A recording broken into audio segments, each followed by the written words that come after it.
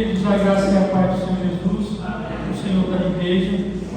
Abra sua Bíblia, irmãos, por gentileza, em Salmos 73, nos Salmos de número 73. Salmos 73.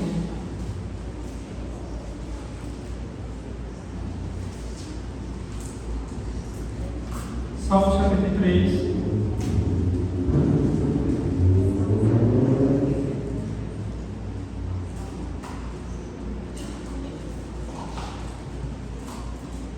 Queridos, o interessante da Bíblia, da palavra de Deus para nós, é que nós entendemos claramente que a Bíblia, ela é a palavra de Deus. Não é que ela contém a palavra de Deus, ela é a palavra de Deus para nós.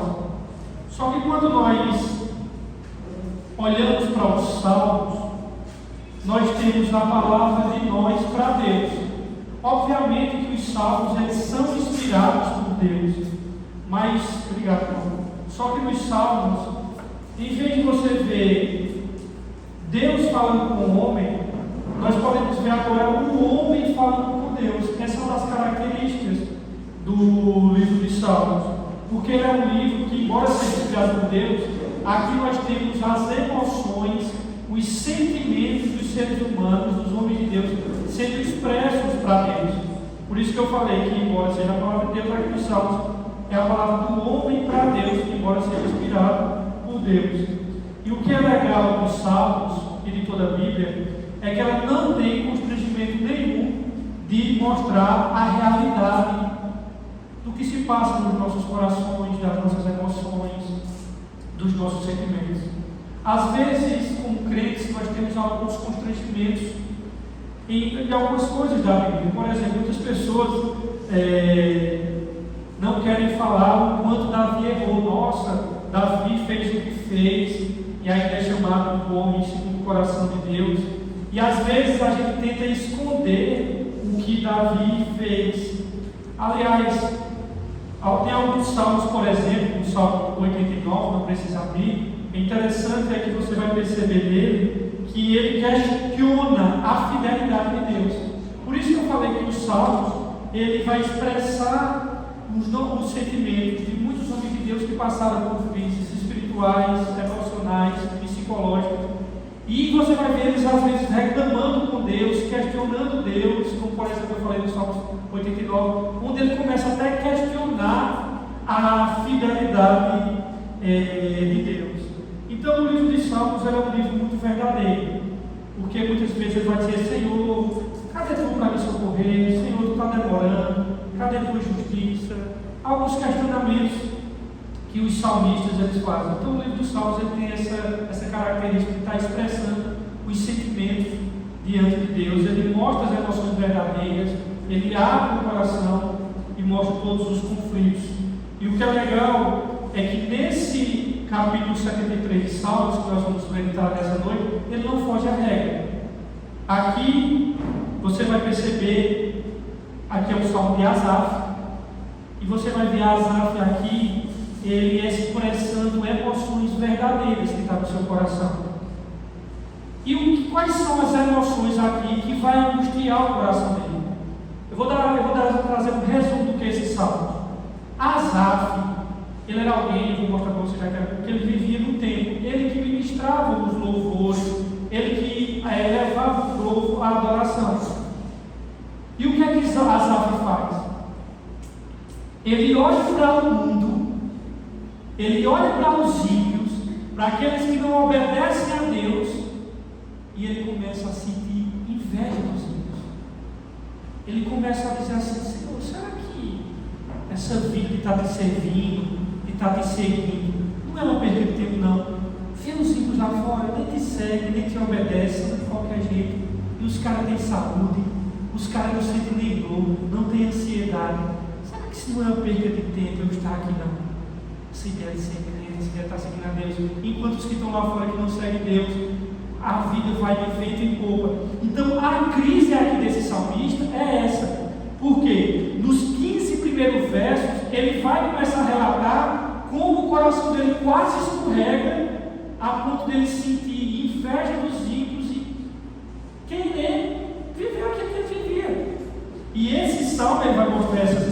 verdadeira. Ele vai olhar para o mundo, ele vai olhar para o pecado, os ímpios lá fora e dizer: será que eu não estou perdendo meu tempo aqui com essa coisa de Deus, com essa coisa de igreja? Será que eu não estou deixando de viver minha vida? Interessante aqui é olhar para esse salmo. O salmista ele vai expor justamente esse pensamento. O pensamento de alguém que olha para o mundo e diz assim: rapaz, eu acho que vale a pena ser ímpio mesmo. Eu acho que vale a pena fazer tudo que dá na telha, até porque eu obedeço a Deus e só levo prejuízo, e os que não obedecem só está se dando bem. Então eu acho que é melhor ir para o mundo mesmo e viver daquela maneira. E esse salmo vai falar sobre isso, vai expor esse pensamento e vai relembrar verdades fantásticas que nos orientam a sair desse tipo de pensamento e voltarmos para as trilhas do caminho do Senhor. É esse tipo de pensamento, esse tipo de desejo que o salmista vai falar nessa noite, e ao mesmo tempo ele vai dizer assim: e o que é que levou ele a dizer: meu Deus, eu estou tendo um surto, eu estou feito doido, quero desejar isso? É que quando ele entra no santuário, Deus vai mostrar o final dos ímpios, qual é o final da vida deles. E ele diz: meu Deus, como é que eu desejei esse tipo de coisa? Depois que ele viu o final dos ímpios, do pessoal do mundo que ele tanto invejava, quando ele viu o final deles, ele viu com todo esse tipo de pensamento. Por quê, irmãos? O pecado é uma ilusão. Ilusão é tudo que você olha, parece, mas não é. Você olha e diz: olha, parece, mas quando na prática não é. O pecado, ele é uma ilusão. E o pecado, ele é uma espécie de algodão doce. Quem aqui já comeu algodão doce com fome? Você come o algodão doce com fome. Quando eu era pequeno, o algodão doce ele vinha, o galego sabe, passava um baixinho lá na minha rua com um algodão doce, um pedaço de pau assim, e a gente, quando via aquele camarada trocava um casco de refrigerante, de bebidas, e eu ficava todo animado. E só que quando eu cresci, eu descobri como era que ele enchia aqueles algodão doce com água. Eu descobri que era que a boca do cara não era muito higiênico, mas eu me deleitava naquilo. Mas, irmãos, o pecado, ele é uma espécie de você querer comer algodão doce com fome. Você pega aquele algodão doce com fome, aí você enche a boca de algodão doce e diz: agora eu vou matar a fome. E o algodão doce entra na sua boca e ele faz o quê? Ele desaparece. E aquilo é uma ilusão. O pecado é o algodão doce que você vai encher a boca e diz: não, agora eu vou me satisfazer lá, agora eu vou encher a barriga do meu pecado, da minha cara. Quando você tenta experimentar, aí acaba desaparecendo e você acaba descobrindo que o pecado é uma ilusão. Mas a vida com Deus é segurança real. Amém. A vida com Deus, irmãos, é segurança verdadeira, não passageira, segurança real e eterna. E por pouco o salmista, ele não escorrega nisso aí, e acabou quase escorregando, como nós vamos ver nessa noite. O Salmo, vou dar a introdução aqui para vocês entenderem. Esse Salmo 73, ele começa com um título, pelo menos na minha tradução, terceiro livro. Eu não sei se na cabeça do início do Salmo tem assim: terceiro livro, né? Vocês têm? Terceiro livro. Deixa eu explicar só para vocês o que significa terceiro livro. Irmãos, os Salmos, eles são 5 coletâneas, 5 compêndios. A gente vai levar o livro dos Salmos, acha que ele é um livro só. Não, ele é uma coletânea de 5 livros. E esse Salmo 73 aqui, ele é o terceiro livro, porque o livro dos Salmos é dividido em 5 livros, né? Você lê aqui o Salmo, você lê esses 5 livros dos Salmos, e em cada versículo de cada livro, de cada seção, né? Vamos usar assim, cada bloco, são 5 blocos. Em cada bloco desses existem vários cenários, e quando você vê nos últimos livros, nos últimos versículos de cada bloco, de cada seção, de cada livro, você vai ver a mesma expressão, no finalzinho de cada versículo de cada bloco, e a frase em cada versículo em cada sessão a frase é: bendito seja o nome do Senhor Deus de Israel, de século em século. Então você vai perceber que em cada sessão, os últimos versículos, ele termina da mesma forma.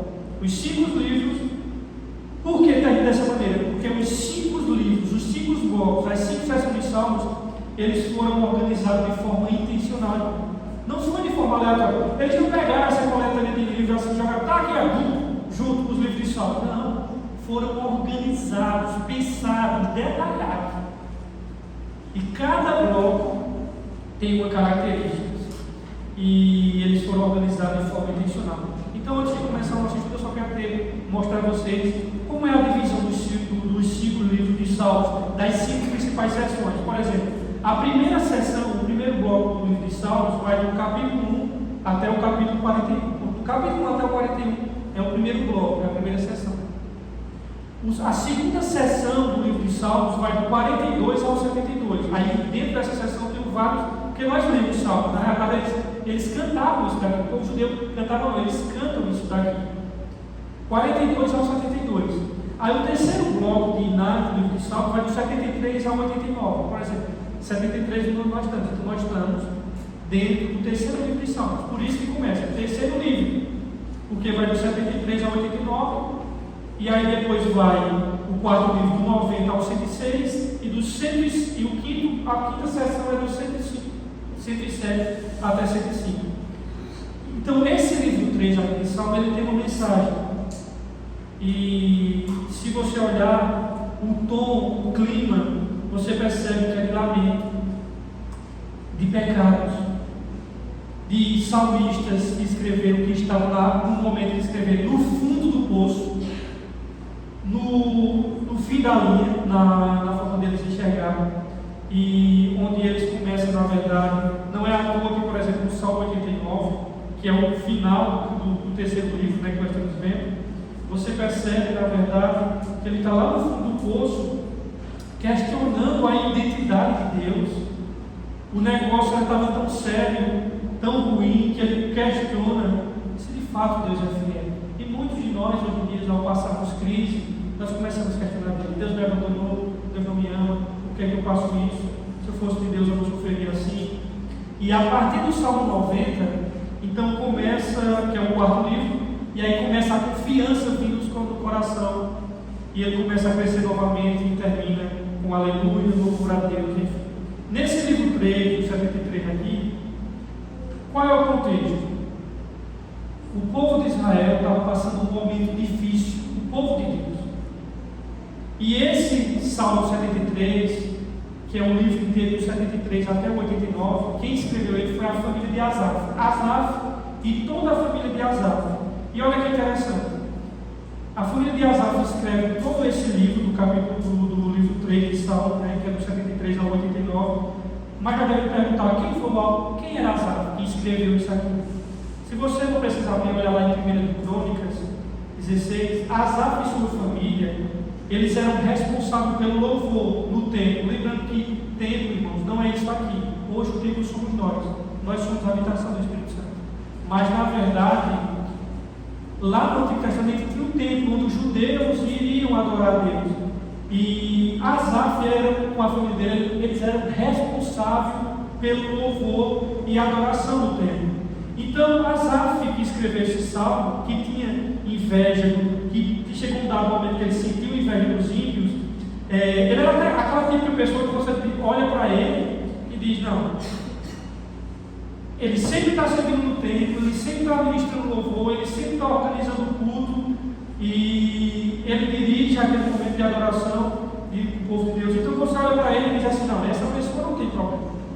Uma pessoa espiritual como essa, ele não sofre crise de fé, ele não sofre questionamento, ele não questiona Deus, ele tem o seu coração íntegro. E não é assim, irmãos.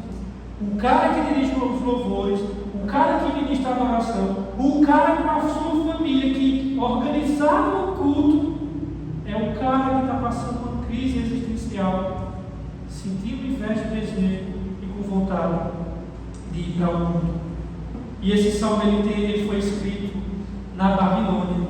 Eles estavam fora e na realidade, irmãos, onde o povo de Israel estava na Babilônia, e a Babilônia era uma nação muito avançada, era uma nação moderna, e sabe o que as estratégias de guerra que eles faziam? Eles iam numa nação, sequestravam aquelas nações e pegavam os mais inteligentes, os mais bem dotados ali e colocavam para servir a eles, para eles avançarem em estratégias, para eles avançarem em guerras, e eles pegavam os mais bonitos e levavam para a Babilônia para desenvolver a Babilônia em qualquer área. Então imagina ali a família de Asaf, eles olhando para os babilônios, e ele começa com esse tipo de pensamento, com essa inveja, e dizendo assim: eu acho que ser ímpio e deixar essa ideia de Deus para lá é melhor. E ele começa assim no verso 1: certamente Deus é bom para Israel e para os puros de coração. Por que é que ele começa com uma afirmação e uma convicção? Por quê? Porque isso é natural no livro dos Salmos. O livro dos Salmos, por mais que ele vai rasgar o coração, por mais que ele vai dizer que está em crise, por mais que ele vai dizer: Deus, cadê tu? Antes de abrir o coração, os livros dos Salmos sempre começam com a afirmação de quem Deus é. E ele já começa com essa afirmação: certamente Deus é bom para Israel, para os puros de coração. E irmãos, ele afirma que Deus é bom para o seu povo. Tudo que Deus faz é bom. Deus é bom para os que são, ele diz aqui, sinceros de coração. Ou seja, sincero de coração é aqueles que não são hipócritas, aqueles que não são divididos. Mas interessante é que aqueles que têm consciência do que é o seu pecado e têm consciência da verdade de Deus. Irmãos, deixa eu dizer uma coisa aqui a vocês. Nós temos que ter uma consciência de quem Deus é. Nós precisamos ter uma confissão de fé de quem é Deus. O que você crê sobre Deus? Você tem... Qual é a sua concepção de quem é Deus? Na sua mente, quem é Deus para você? E isso você tem que ter de forma muito clara na sua mente. Quem é Deus para você? Não é quem é Deus para as outras pessoas. Não é Deus segundo os seus pais, sua mãe, não. Quem é Deus para você? Porque a maneira como você enxerga Deus, a maneira como Deus é na sua mente, vai determinar a maneira como você vive. Como você vai viver. Por exemplo, se na sua cabeça Deus é alguém que está muito distante, apático, indiferente, um Deus que está muito distante de você, a sua vida ela vai ser apática, a sua vida cristã vai ser indiferente. Você vai vir aqui na igreja de vez em quando, porque não é prioridade na sua vida. Então esse seu Deus da sua mente é um Deus pequeno. E se você tem na sua mente uma ideia de um Deus muito pequeno, distante, um Deus, por exemplo, que é uma espécie de gênio da lâmpada mágica, que só serve para te servir, um Deus que só serve para realizar os teus desejos, para satisfazer o teu coração, então se você tem um Deus assim, você vai passar a viver exigindo de Deus. Deus vai ser alguém que vai viver para te servir, e você dá ordem a Deus: eu quero isso, eu quero isso. Esse é o seu Deus. Você fica doente, então você começa a questionar Deus. Acontece alguma coisa de crise, aí você já começa a questionar Deus, porque esse Deus da sua mente é um Deus que é um gênio da lâmpada mágica que serve para te servir. Alguém te frustra aqui na igreja, aí você já sai, porque dizendo que não quer mais saber de Deus, porque o seu Deus, o Deus que você criou na sua compreensão, é um Deus que existe como gênio da lâmpada mágica para te servir. Então a pergunta é: quem é Deus para você? Se você não tem uma boa convicção, se você não tem uma boa teologia, o que é teologia? Teologia é o estudo de Deus, é o estudo que estudar não Deus, mas o que Deus revela de si mesmo.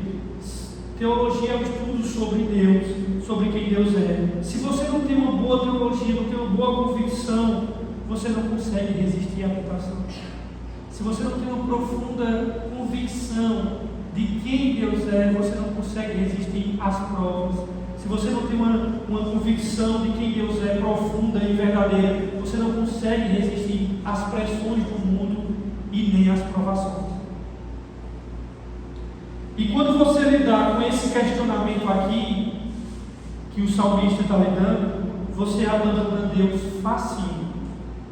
No primeiro rol de grupo de amigos, do trabalho, na faculdade, tendo que encarar professores ateus, você vai abandonar Deus fácil, porque a sua convicção de Deus é muito pequena.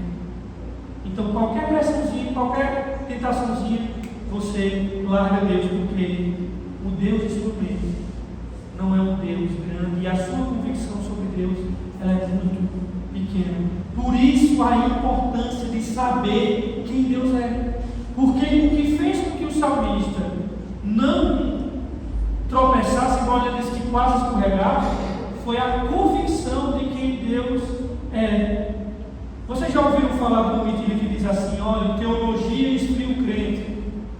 E quem faz teologia fica com a cabeça grande, cheio de ideias, é um cara frio. Isso é mentira do inferno. Isso é mentira do inferno. Satanás é que tem um grande interesse que você não conheça Deus. É do interesse de Satanás que você não conheça Deus.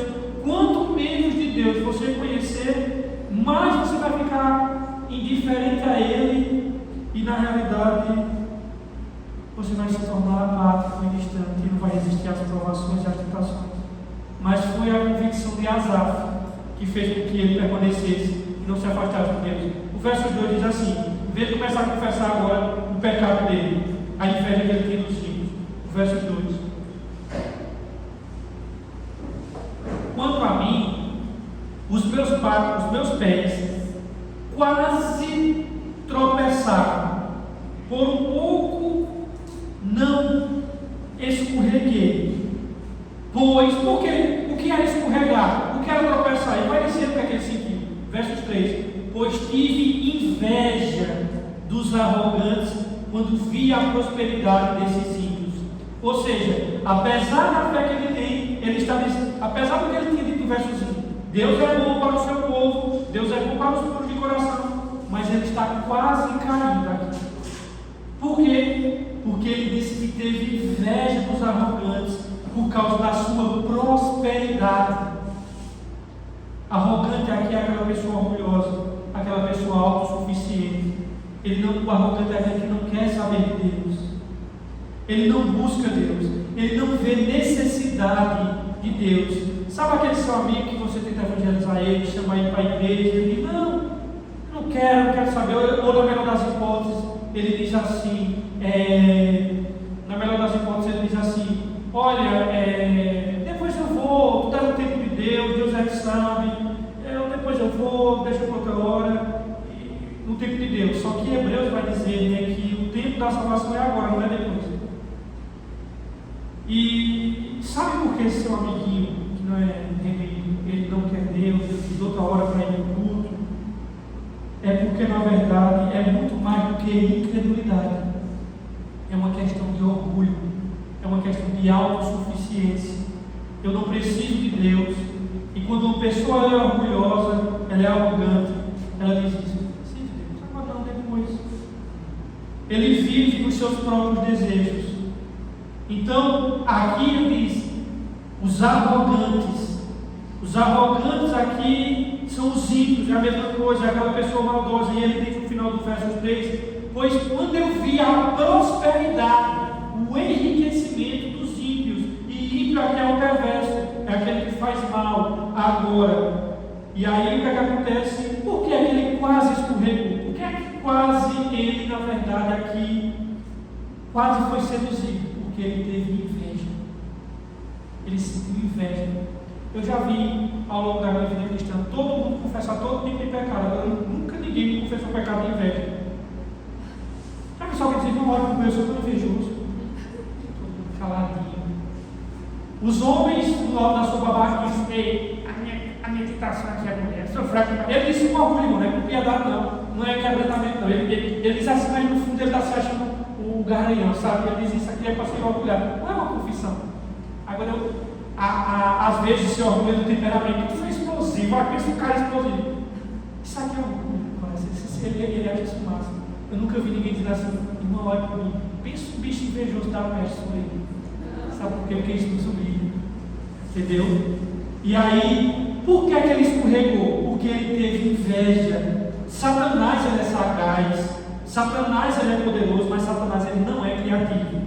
Satanás, quando o homem e a mulher no jardim do Éden, Vocês sabem, jovens, aqui de Jardim do Éden significava lugar de prazer, lugar de gozo, lugar de alegria, onde eles podiam correr, comer de todo tipo de árvore, comer de todo tipo de fruto, meio da árvore do conhecimento do bem e do mal. Qual foi então a estratégia de Satanás para Adão e Eva?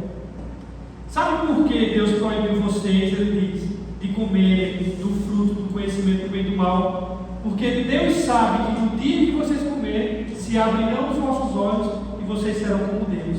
Ou seja, a inveja fez Adão e Eva acreditarem que o paraíso não era suficiente. Foi a inveja que fez isso. E o interessante, irmãos, quando a inveja bate o nosso coração, vem o descontentamento. Se você é invejoso, você vai ser uma pessoa descontente. Eu quero mais, eu estou satisfeito com a minha vida. E quando a nossa fé é abalada, nós perdemos a segurança de quem Deus é e do que pertence a Deus. E ele diz: meus pés quase tropeçaram. Ele diz: quase tropeçaram meus pés. Você, irmão, nunca teve inveja de algo que não tem? Você tem inveja do mundo, meu jovem? Meu querido que está aqui nesse lugar. Você olha para o mundo e diz assim: os caras são fera, os caras são demais. Você tem inveja daqueles que, mesmo sendo crente, mas é crente meio bobo, que não vem para a congregação, que diz que não precisa de igreja, que ele mesmo da igreja. Você diz assim: pode ser, eu tenho inveja desse cara é crente, mas ele vive uma vida bem. Eu quero viver igual esse camarada aqui. Você tem inveja daqueles que é um pé no mundo, outro na igreja, ou aqueles que nem põem os pés na igreja. Veja o versículo 4 e 5 que ele diz. Falando dos ímpios, falando daqueles que ele tem inveja, ele diz assim: eles quem? Os perversos, os arrogantes, os que não obedecem a Deus, eles não passam por sofrimento, eles têm um corpo saudável, ou seja, é tudo Paulo Buzzi, Leandro, não sei o que é aquele cara bombado ali, ó. Eles não passam por sofrimento, eles têm um corpo saudável e forte, eles estão livres do fardo de todos, não são atingidos por doenças como os outros homens. Os caras nem adoecem, os caras são todos saudáveis, todos marombados. Ou seja, da perspectiva da inveja, a gente só vê um ponto positivo. O salmista olha e ele olha para o mundo e ele só vê um ponto positivo. Ele olha para os ímpios e, poxa, bicho, os caras nem sofrem. Eu aqui, cheio de tribulação, servindo a Deus, os caras que não servem a Deus não sofrem, os caras são mais fortes, os caras são mais bonitos. Os caras são mais saudáveis, os caras não ficam doentes. Satanás não é criativo, irmãos.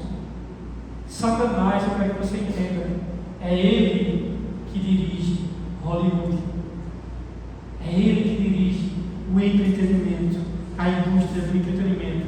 Aí, por que eu estou dizendo isso? Porque quando a gente vai assistir a um filme, por exemplo, vai pegar um filme que vai tratar sobre casamento. A história é o quê? É o divórcio. Qual é a ideia então? Cara, o divórcio não é tão ruim não. Se separa por qualquer motivo aí. A gente pode acabar com o casamento, a gente pode construir uma família, tipo, sendo amigos depois do divórcio. O nosso relacionamento depois do divórcio ainda vai ficar melhor. A gente vê no filme de Hollywood, por exemplo, relacionamentos homossexuais. Você vê filmes onde há adultério, onde há traição, onde existe imoralidade sexual, onde as pessoas fazem sexo com todo tipo de gente na hora que quiser, ninguém é de ninguém, as pessoas não têm compromisso, e aí você diz: cara, essas pessoas são felizes. Antigamente, irmãos, quando eu era pequeno, o tamanho dos meninos aqui, 10, 11 anos, eu não sei se vocês lembram, tinha uma propaganda do cigarro Marlboro, que a propaganda era um cowboy que vinha um cavalo com uma barbona assim, e ele naquelas montanhas assim, aí ele chegava assim, dava uma tragada no cigarro assim, aquele machão assim, e isso na tentativa, aí fumar cigarro não deixar você ser mais macho, assim, sabe, estava aquela ideia de você pode fumar um cigarro aqui, e o cigarro deixa mais homem. Isso o Hollywood faz na tentativa de te atrair, mas eles não mostram, irmãos, a realidade. Quando você vive um divórcio, quando você vive uma traição, quando você vive uma sociedade onde todo mundo pega todo mundo, ninguém é de ninguém, todo mundo é usado, onde suas emoções não são simplesmente desrespeitadas, não são respeitadas, ninguém mostra o desastre que isso causa. O mesmo filme de Hollywood que mostra o pega-pega e tal, aquela coisa toda, eles não vão demonstrar a desgraça do que é traição, adultério, todo mundo se pegando, ninguém respeita nas suas emoções. Ninguém mostra, por exemplo, aí faz propaganda de bebida, aí você diz, cara, deve ser mais tomar uma cerveja, só que ninguém mostra a desgraça que é ter um alcoólatra na família. Feito essas jovens aí, por exemplo, que estão conversando aí, eles não mostram, por exemplo, para esses jovens, o que é, por exemplo, você ter um drogado dentro de casa. Você ter, por exemplo, uma pessoa que é viciada em crack, eles não mostram isso. Hollywood não mostra, as propagandas da televisão não mostram.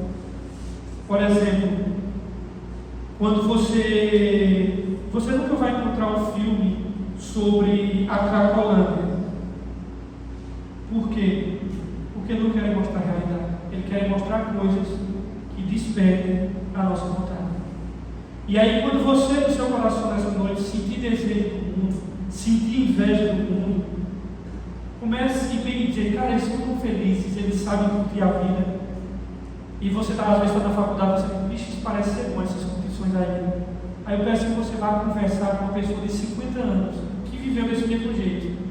Aí você conversa com ela, tu que viveste naquela gandaia, a vida boa quando tu era novo. Aí essa vida louca, aí tu conversa com ele quando ele tem 50 anos de idade. Aí pergunta a eles como é que eles estão. Eles estão sozinhos,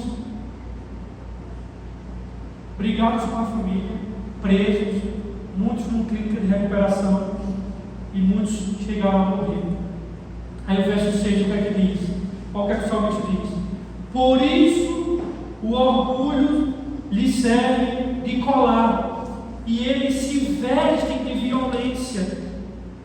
Interessante, quando ele diz assim, o orgulho lhe serve de colar. Ou seja, pelo fato deles aprontarem e na verdade não parecer que nada dá errado, eles se vestem de violência, eles usam como acessório. Essa é a ideia que o salmista quer dizer aqui.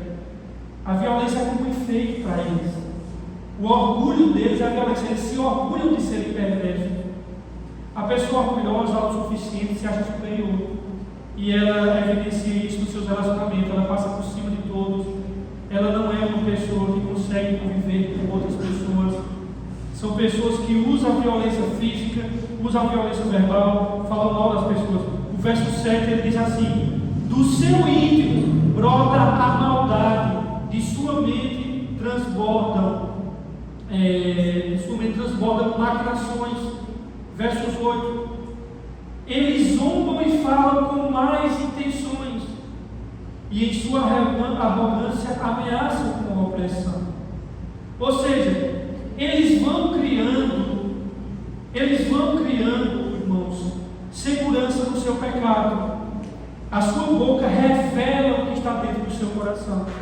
A forma de tratar os outros é sempre com maldade, sempre para machucar, sempre com desprezo. Eles acham que podem fazer o que querem. O sentimento que eles têm é de impunidade. Não pode apontar, isso não vai dar nada.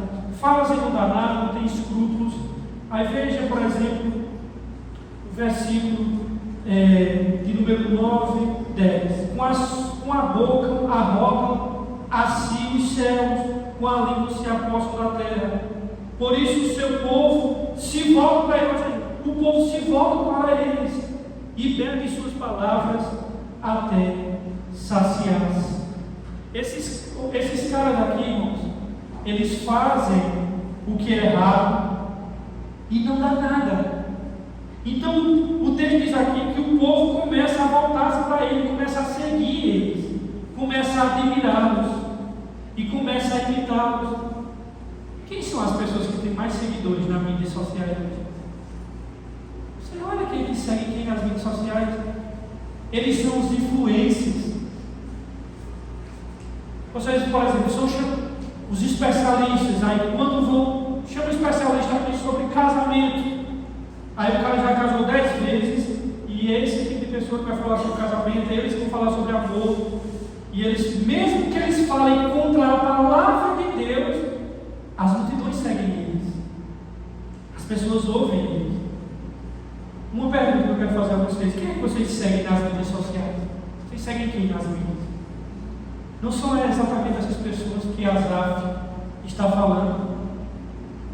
Se Asaf tivesse no Instagram, ele não estaria curtindo os caras da Babilônia. Eu tenho certeza disso. Ele não estaria curtindo ele. Eu vou curtir aqui o ator mais famoso da Babilônia. Eu vou aqui seguir o coach mais famoso da Babilônia. Às vezes a gente curte coisas no Instagram das pessoas que estão postando coisas que são contra a palavra de Deus e a gente está seguindo e está curtindo. Às vezes é uma pessoa próxima da gente, um cristão aqui, aí o cara é filho de crente e agora arrumou um namoro com uma menina, ou a menina arrumou um namoro com um menino incrédulo, ímpio, que é uma coisa que a palavra de Deus, ela já disse que está errada. E o que é que a gente faz? A gente começa a curtir e aí dá um recadinho: Deus abençoe vocês, o casal. Abençoa o quê? Abençoar o jugo desigual? É isso que vocês querem? O jugo desigual, você chega lá e diz assim: amém. Você está errado, meu irmão. Você está errado de curtir coisas, seja de crente ou não crente, que é contra a palavra. Deus abençoe vocês. Abençoa o quê? O jugo desigual que a Bíblia proíbe. Você está dizendo isso? Ele deve lamentar. Versos 11, o que é que ele diz? Eles que os ímpios dizem: como saberá Deus? Terá conhecimento do Altíssimo? Ou seja, eles aprontam e não dá nada, e ele começa agora a questionar o próprio Deus. A sabedoria de Deus é questionada. Será que isso daqui não é melhor? Ou a onisciência de Deus é questionada? Eu acho que Deus não sabe o que está acontecendo.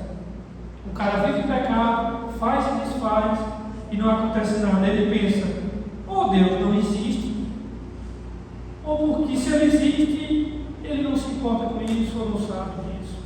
Verso 12, ele diz assim: assim são os ímpios, sempre despreocupados, aumenta as riquezas. Ou seja, aqui é a conclusão dele.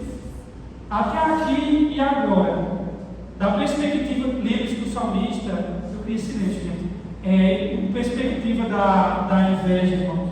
Veja que interessante. É que ele está dizendo aqui: os ímpios não têm preocupação. Os ímpios não têm preocupação. Vê o que é que ele diz aqui: os caras não têm transtorno de ansiedade, os caras não sofrem de depressão, a vida dos caras é boa, os caras só enriquecem. Quem não quer essa vida? É isso que ele está dizendo, irmão. Os caras andam despreocupados. Ele diz isso no verso 12: assim são os ímpios, despreocupados, não têm ansiedade. Aumenta as riquezas. Você luta com esse mesmo tipo de pensamento que o salmista aqui tenta, onde você olha para o mundo, para os ímpios, e diz: cara, eu estou vivendo desses caras, deve ser melhor.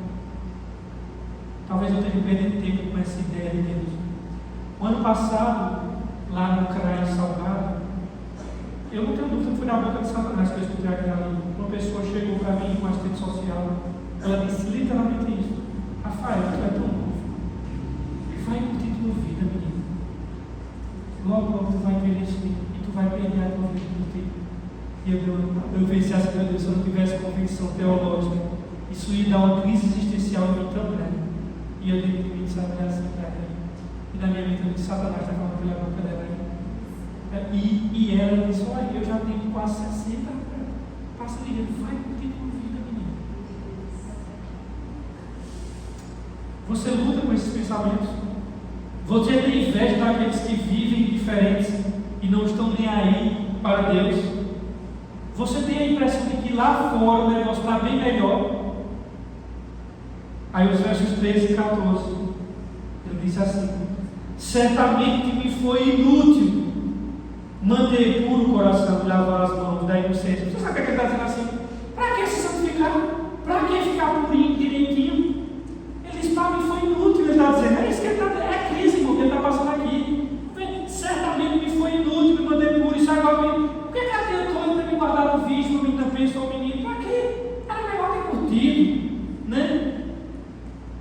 E ele diz, versículo 14: pois o dia inteiro sou afligido e todas as manhãs sou castigado. Ele é obedecendo e levando cacete. Eu sempre abro isso vocês bem.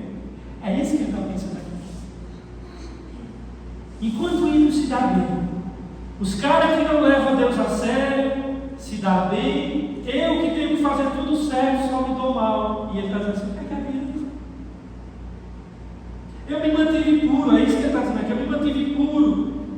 Eu sou íntegro, trazendo para o nosso dia. Cara, eu trabalho tão direitinho lá no trabalho, eu sou exemplo, mas quem é promovido é o cara que isso. Quando o patrão não tem, não trabalha, não faz nada, mas quem foi promovido foi ele. Ele já está com esse tipo de inveja. Só que, irmãos, a partir dos versos 15, começa a virar, ele muda a perspectiva. E ele vai ver o quão tolo é esse tipo de pensamento. Então, a última parte dos Salmos, ele volta à consciência, ele começa a ter uma visão da realidade. Dos versos 15 ao 17. Se eu tivesse dito, falarei como eles, teria traído os teus filhos. Olha o versículo 16. Quando tentei entender tudo isso, achei muito difícil para mim. Até que entrei no santuário de Deus. Então compreendi o destino dos ímpios. Aí ele recobra a consciência. Aqui é a virada dos Salmos, irmãos. A mudança de perspectiva. Ele está olhando para o mundo da perspectiva terrena, nos versículos anteriores, da perspectiva dos seus desejos, da perspectiva da inveja, da vontade da sua carne, da perspectiva daquilo que vai trazer para nós. Aquilo que João diz que o desejo da carne, que diz: não amei o mundo porque o mundo passa. Aquilo que a gente olha e deseja, e aquilo que a gente deseja para sentir-se superior. Então ele está olhando dessa perspectiva e ele começou a sentir inveja, né? E a perspectiva do seu desejo. Só que agora a coisa vai mudar.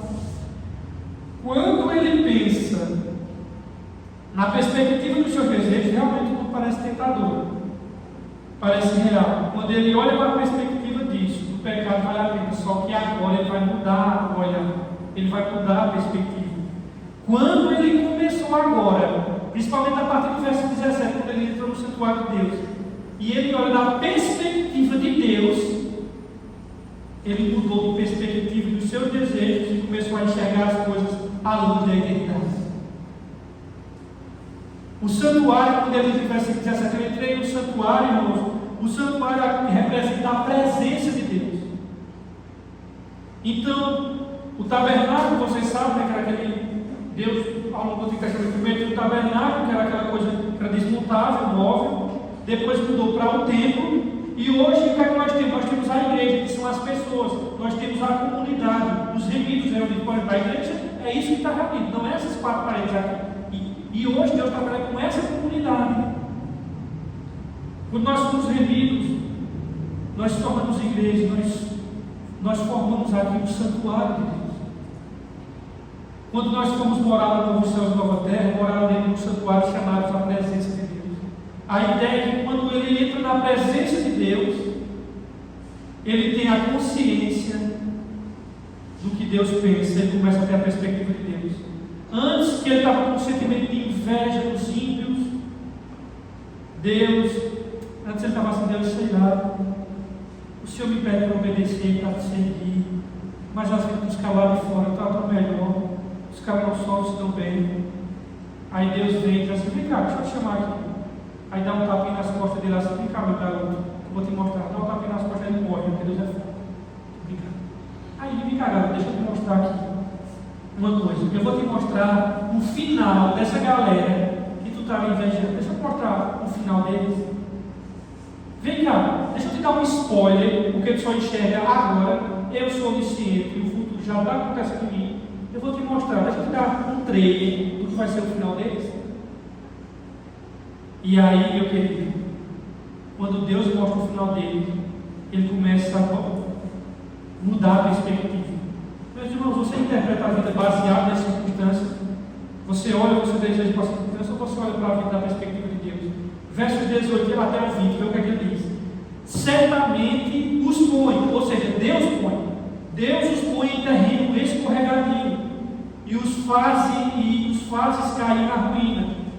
Como são destruídos de repente, completamente tomados de pavor. Como é que são os ímpios? Ele vai dizer, são como um sonho que se vai quando acordamos.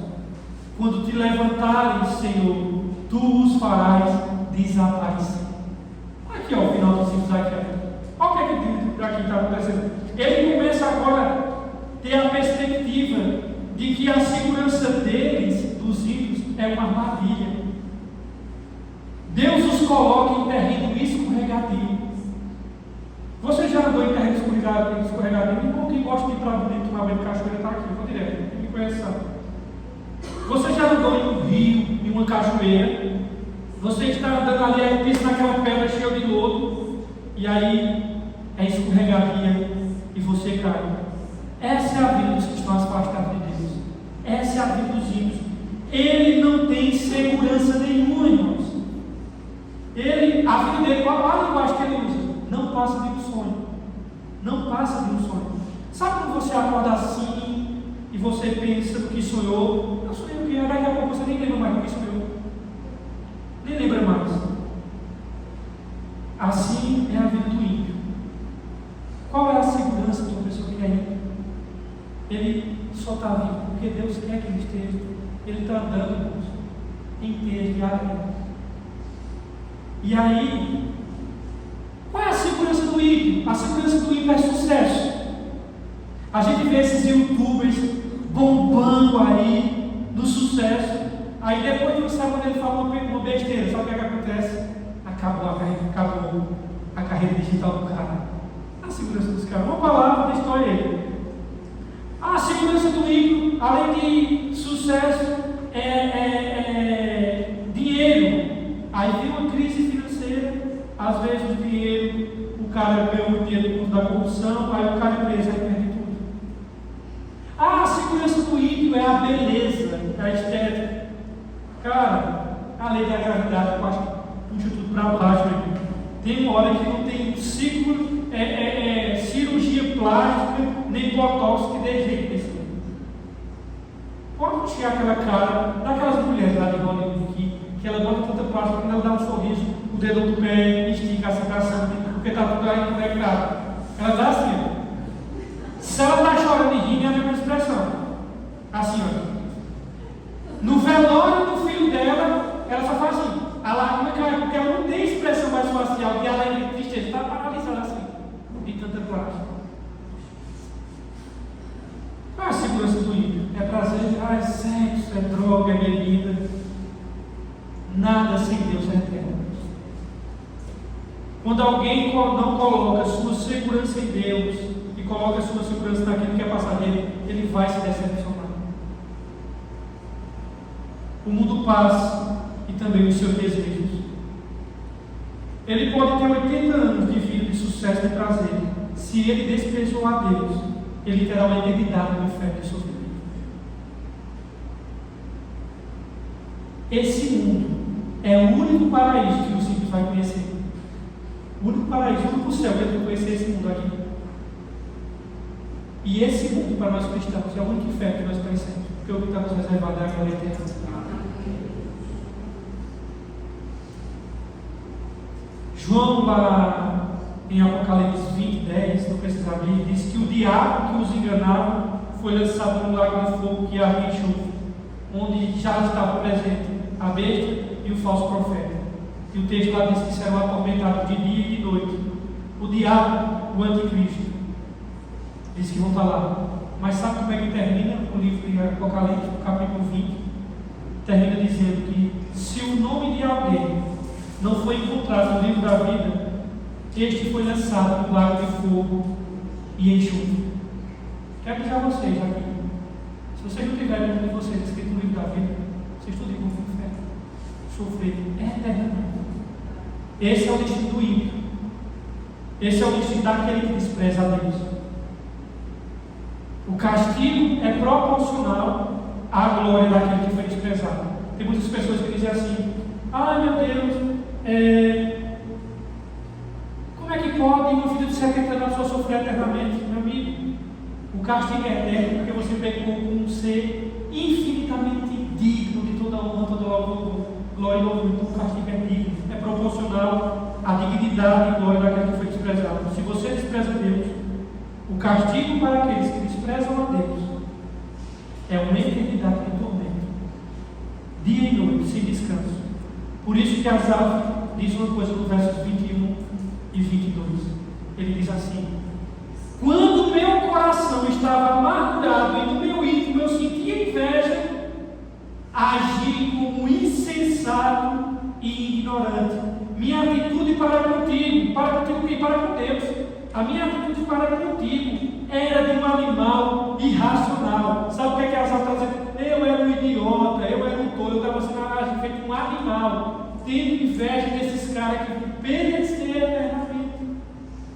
Esses caras que desprezam a Deus.